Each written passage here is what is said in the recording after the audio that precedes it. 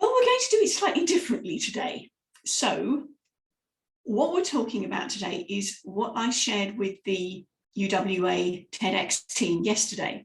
These are speakers who are getting ready for show day on Saturday. Now, one of the things that I said to them is, where do you produce your voice from? Adam's apple, your larynx, is the most obvious place. The diaphragm was something that most people mentioned, but I said, let's start with the feet and work up. So I know you can't see all of what I'm doing, but I'd like you to think about this and join in if you will, please. You're going to stand with your feet hip width apart. Consider there is a triangle in your feet. You've got one point in the heel, 1 point at the big toe, and 1 point at the little toe. That's the triangle I want you to imagine under your feet. Now, when you are speaking, feet square on the floor. You're not leaning forward on your toes, in which case you are at risk of face planting. Neither are you leaning back on your heels, in which case you're at risk of planting, getting back on your backside, okay? So nicely feet square on there. Then come up a bit. What do you do with your knees? Well, now listen carefully, because I want you to see whether you can hear the difference in my voice. Now, when we're nervous, we tend to jam our knees back. Now, watch, I'm going to do the sideways on. We jam our knees back. Oh, well, what happens? My bum sticks out. Okay, so this is what I call duck bum. Your bum sticks out, your pelvis hits forward, and can you hear the difference in my voice? Because everything is now pushed forward, and there's a bit of a crack in my voice. Listen carefully as I soften those knees, tuck the tailbone under, and bring everything back into alignment. Can you hear the difference? I'll do it front on, closer to the mic, so you might be able to hear. Knees bent, knees pushed back, hyperextended, duck bum happening, everything goes forward, and you can hear that edge to my voice. Listen carefully as I change my position. Now, what about that? Does that not sound a little bit more resonant? A little less edgy? That's the difference when you are lined up. Feet square, knees slightly softened, tailbone tucked under. Imagine a plumb line coming out of the top of your head, a line of something pulling you up. So you're standing beautifully tall and straight. Now, next bit up, absolutely diaphragm. I'm going to do a bit of flashing. Right, so you can see base of your ribs, and you're going to put your fingertips together, but blow out all the way first. Let all the air out of your lungs. And then those fingertips barely touching, okay? Then you're going to breathe in. Now, can you see how far my fingers have moved apart? Because I'm using my diaphragm. And if you want to know where your diaphragm is and you're not that familiar with it, try this. Whoop, whoop, whoop. As you go to that, whoop, you'll feel your diaphragm flip up. It's good fun. You may wish to turn your microphone off or do this in the comfort of your bathroom. It's up to you. But get acquainted with your diaphragm if you don't already know where it is. So remember, whoop, blowing out, then coming together and breathing down there. Now, watch the difference when I breathe with just the top bit. Very often people say, breathe in, and they go, no, not moving apart, are they? Because I'm only breathing in from the top part of my lungs, okay? And that's not very efficient, not when it comes to speaking all the way to the ends of your sentences. So feet nice and flat, knees slightly bent, tailbone tucked under, beautifully lined up, breathing from your diaphragm. Next bit. Stop flashing. The next bit here, actually in your throat, in your neck area.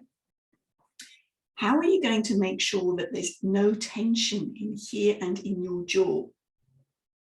Well, this is where you have a bit of fun. You yawn. Ooh. You know, one of those really productive ones. Sometimes when you yawn, it just doesn't quite catch, does it? And you think, no, I'm nearly there, but it just didn't quite get there. Keep going until you have that really productive, wide open yawn.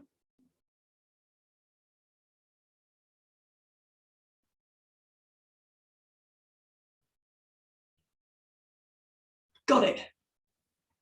Now, we have been taught to cover our mouths when we yawn, haven't we?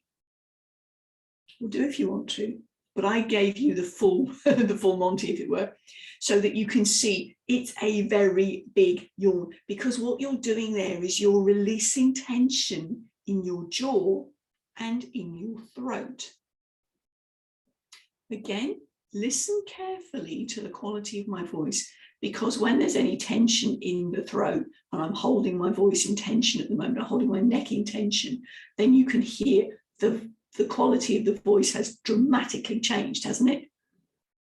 And now, beautifully open, no tension in the neck. Tight neck, free neck. As speakers, your voice is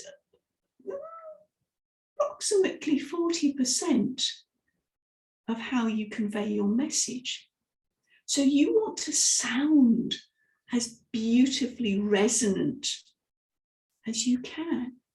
You're going to have that lovely sound that invites people in. Because if you've got a tight voice, if you've got that scratchy voice, if you've got your bum sticking out and you've got that really tight, tense voice, I can tell you, people are not going to want to listen to you. Okay? So come back into alignment, let everything relax. And there you go. Beautifully lined up, ready to speak out to your audience. Invite them in with that clear, compelling, confident voice and air. So that was what I wanted to share with you today. The sneaky peek that I gave our TEDx speakers yesterday. Oh, one other thing. Turn your head to one side. See how far you can go. You're not pushing it, and everything done with the neck has to be done slowly. Remember whereabouts on your wall that you've got to. Come back. Go back the other way. Up. Now I don't have as much range of movement on this side. Okay. Made a note on the wall where you looked, and then I told you we were having fun. I want you to grab the tops of your ears and twist forward, pulling as you do. And you're going to do that 3 times. Start at the top, twisty, twisty, twisty, twisty, while you're pulling. And a 3rd time. That's it. And now, look to each side again and see if there's a difference. Oh, yeah. And slowly come back.